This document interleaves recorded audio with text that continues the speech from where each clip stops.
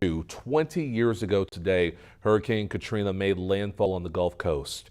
New Orleans suffered catastrophic flooding after the levees failed, submerging at least 80% of the city. People were trapped on their roofs. They were waiting for days out there to be rescued.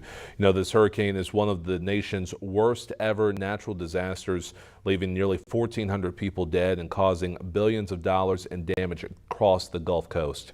Katrina displaced more than 1 million people. Now, in New Orleans today, only 61% of the evacuated residents have returned. Wow. And you just look at all that video.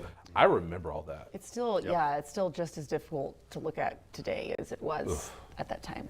I know you remember this very vividly. Yeah. Oh yeah, that was, I had just transferred to a new school, so week out, right, same time frame, right before Labor Day weekend. Yeah. So for me, all we really could do was watch the news. Now, of course, we didn't have power, but my grandparents had an RV that they let us stay in. So we were able to kind of keep up with it a bit. And it was just kind of the split between all the New Orleans situations along with the Mississippi coast actually really getting the hardest hit area.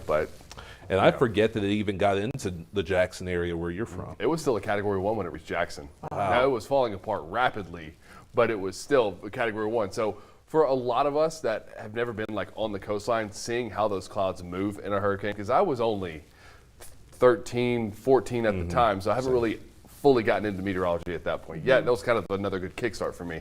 Yeah. But just to see like how fast the clouds move and the fact that the wind's moving at like 70 miles per hour for like the entire day, it was a borderline surreal experience for sure. Much different experience from people here who of course are always prepared for tornadoes, but hurricanes, you know, a completely different beast. And just in that part of the country, I mean, you're prepared for pretty much anything. Yeah. Yeah. So it all really happens. Well, the arguments of tornadoes versus hurricanes and all that, it's all destructive weather.